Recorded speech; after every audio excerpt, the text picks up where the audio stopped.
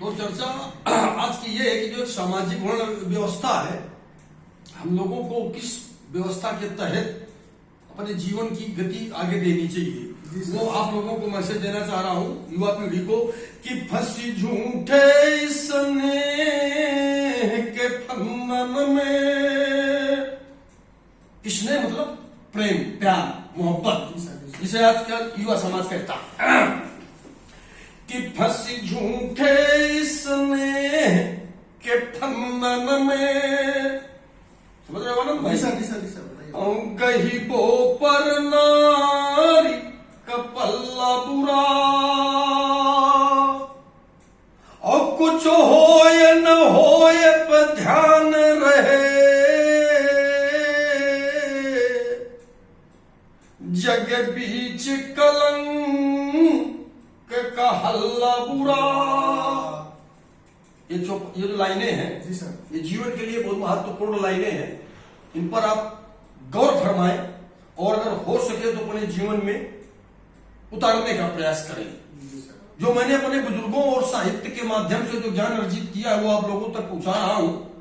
गोविंद भाई जी, ये जो हमारे सहयोगी आनंद जी हैं, मैं इनको विशेष तौर पर यह मैसेज दे रहा हूं कि फंसी झूठे स्नेह के फंदन में, गही बो पर नारी कपल्ला बुरा,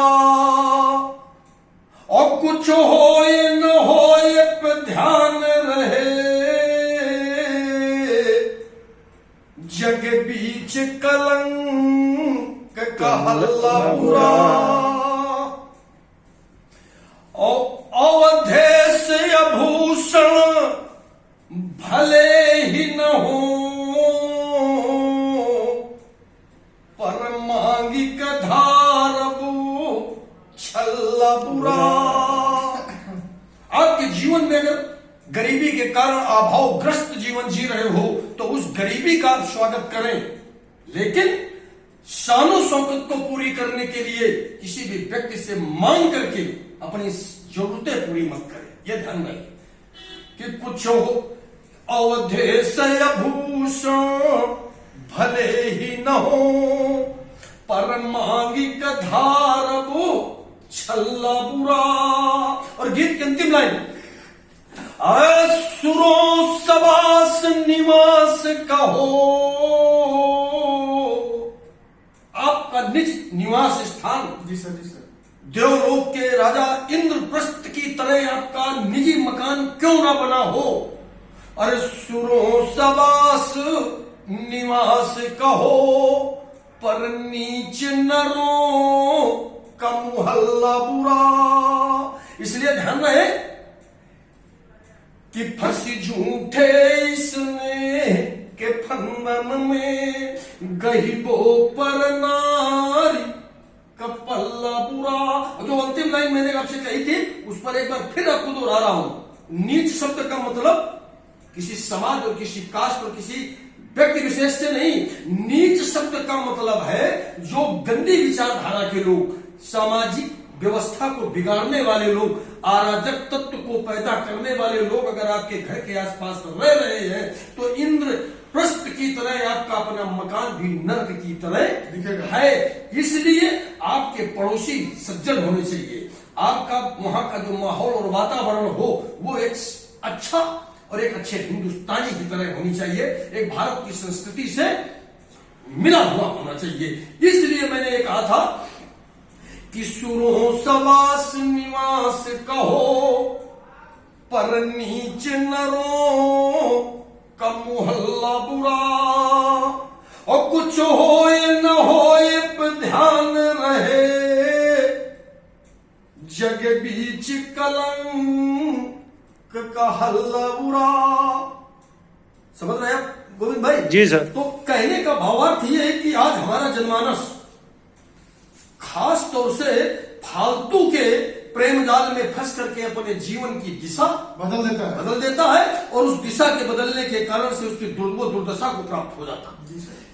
जो लड़की अगर वो किशोरावस्था में है और अपने परिवार के, अपने पिता की परवरिश और पिता के अब उस खानदान, जिस खानदान की वो चश्मे चिराग है, उस खानदान के अगर रीति रिवाजों और परंपराओं को धता बताते हुए, यानी उसे ठोकर मारते हुए अगर आपको लगता है कि वो हमसे प्रेम कर रही है, तो आप जिंदगी को एक बहुत बड़े गड्ढे में लिए जा रहे हैं।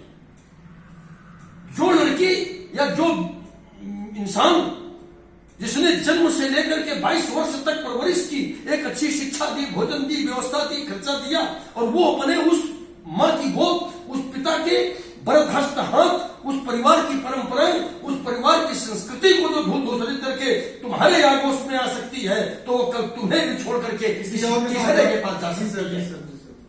इसलिए ये सब नौटंकी और ये प्रेम का एक आडंबर है।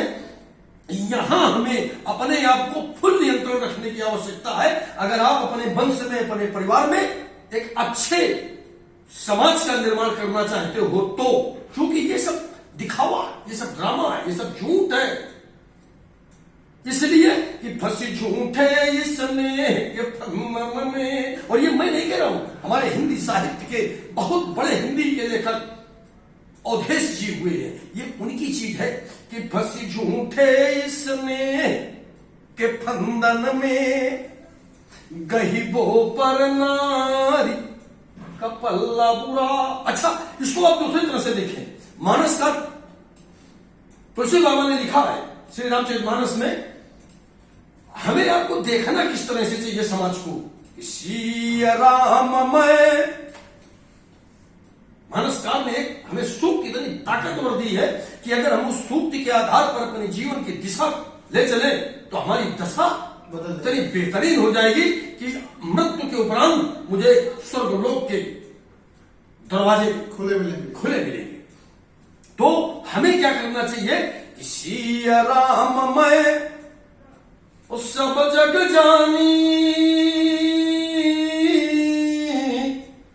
अब करहूं प्रणाम जोरी जुग पानी।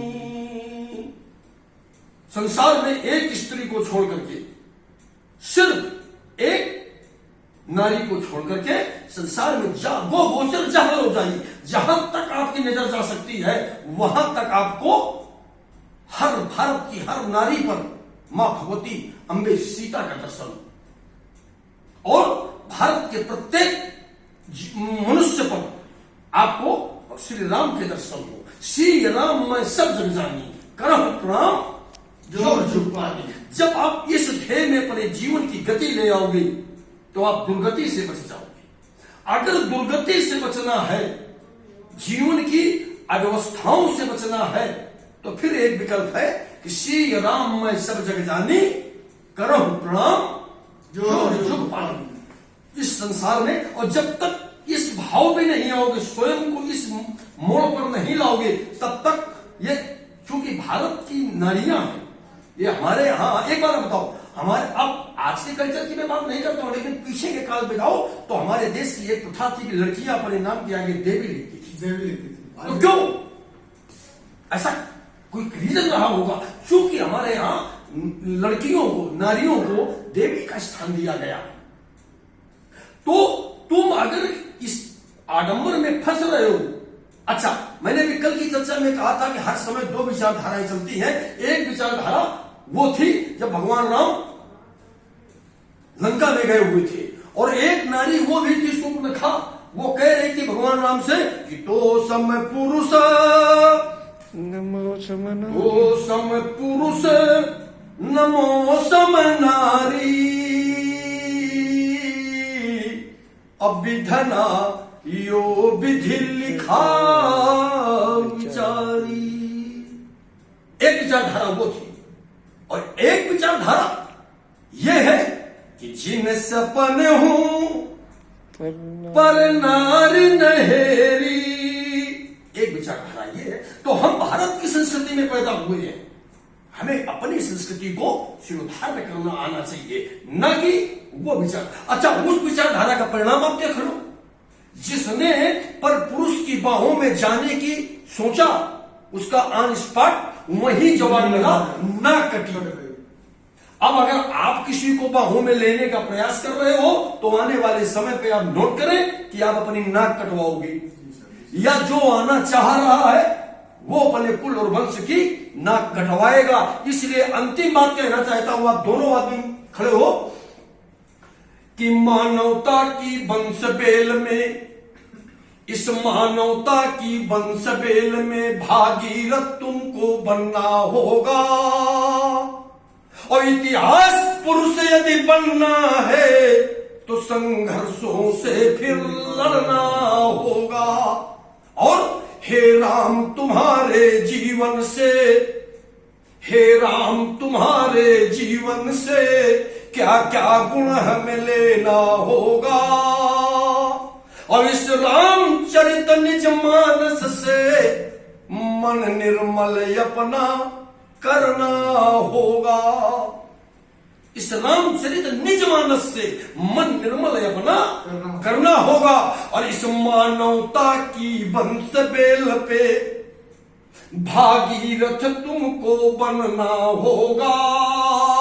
और हे राम तुम्हारे जीवन से क्या क्या गुण हमें लेना होगा।